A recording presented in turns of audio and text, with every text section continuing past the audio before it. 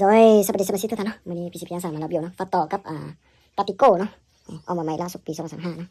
ประมาณนี้เลยนะนี่ที่ว่าที่ไหลข้างบนเนาะทีนี้เนาะก้อนนี้จะเป็นก้อนลูกเก่าในสองบล็อกนี้เนาะการนั้นนี่ไม้มันเนาะเป็นก้อนน้องลูกเก่าก้อนตัวเก่าเนาะประมาณนี้เลยนะเป็นที่ว่าไอ้ฟัดต่อเนาะตัวนี้เนาะทันจะเป็นทางคาร์บอนเนาะบอกเป็นแก๊สไปเวทเนาะทายนี้สามารถโทษได้นะเปิดบอสนี้น้ำหนัก3 โลไปนะฟัดต่อนะ3 โล 4 โล 3 โล 5ประมาณนี้นะที่ว่าเขาทำเบาเนาะเขาจะไม่ได้ใส่คอร์สหลังเนาะใส่หลังเนาะจะเป็นหลังเอลทีเนาะยาว40 เซนติเมตรนะตัวนี้นะประมาณนี้นะนี่ก็คือกันนะอันนี้ที่ว่าเขาจะใส่คอร์สหลังนะเป็นหลังเอลทียาว40 เซนติเมตรคือกันนะตัวนี้ลืมนะตัวนี้หลังที่ว่า55 เซนติเมตรเนาะค่อนข้างยาวนะหลังตัวนี้จนใส่คอร์สหลังบ่ได้นะคอร์สหลังมันตั้ง3 คนเนาะเขาจะเลยมาใส่เลยนะ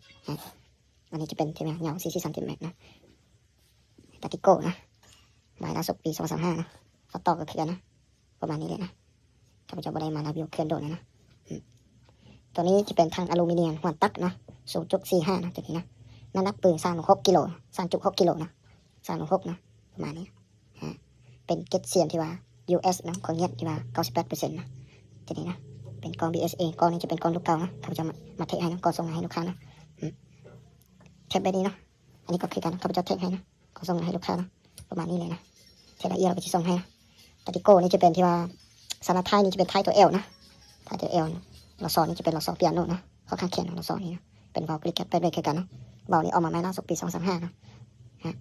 ผู้ใดติดตามยูทูบของข้าพเจ้าน่าจะรู้ดีนะก็ปีใดของเบานี่นะข้าพเจ้าอัดลงไปในปัจจุบันนี้2005นะประมาณนี้เลยนะ